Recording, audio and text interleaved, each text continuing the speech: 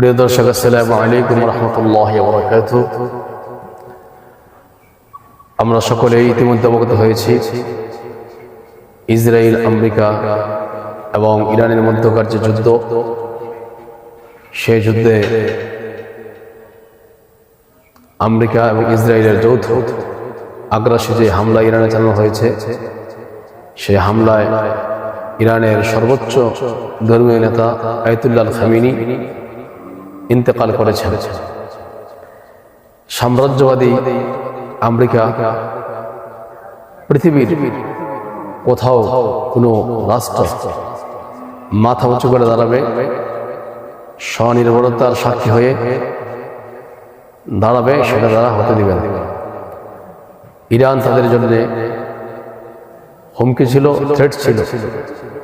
মধ্যপ্রাচ্যের মধ্যে যতগুলো দেশ রয়েছে, এই সব দেশগুলোর মধ্যে ইরান একমাত্র শক্তি, সক্ষমতা এবং স্বনির্ভরতায় নিজের পায়ে দাঁড়িয়েছে এবং পৃথিবীর কোনো আগ্রাসী সাম্রাজ্যবাদীর কাছে মাথা নত করেনি।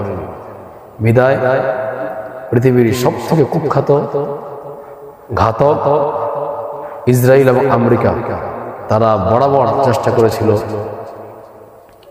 ইরানে হামলা করে ইরানকে মাটির সাথে মিশিয়ে ধূলিসাৎ করতে এবং ইরানে যে ইসলামী প্রজাতন্ত্র বজায় রয়েছে সেটাকে ধ্বংস করে সেখানে গণতান্ত্রিক রাষ্ট্র কায়েম করতে, যাতে করে তারা সেখানে প্রভুত্ব করতে পারে এবং গণতন্ত্রের মাধ্যমে অন্যরা যারা আস্থা রাখেন তাদের গোলামি করতে পারে। কিন্তু ইরানের জাতি তারা ঐক্যবদ্ধ ছিল, এখন আছে। বিদায় ইরানকে তারা কখনো পরাভূত করতে পারেনি, ধ্বংস করতে পারেনি।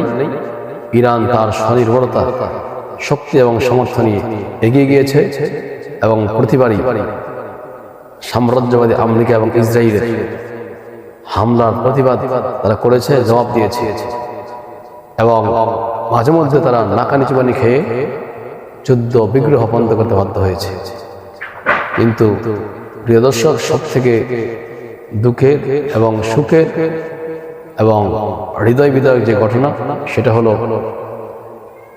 সাম্রাজ্যবাদী ইসরায়েল এবং আমেরিকার যে টার্গেট ছিল ইরানের সর্বোচ্চ ধর্মীয় নেতা আয়াতুল্লাহ খামেনিকে হত্যা করা, সেটা তারা এবারে চেষ্টায় করতে সক্ষম হয়েছে এবং তারা সফল হয়েছে। কিন্তু আমাদের দৃঢ় বিশ্বাস, ইরানের মানুষ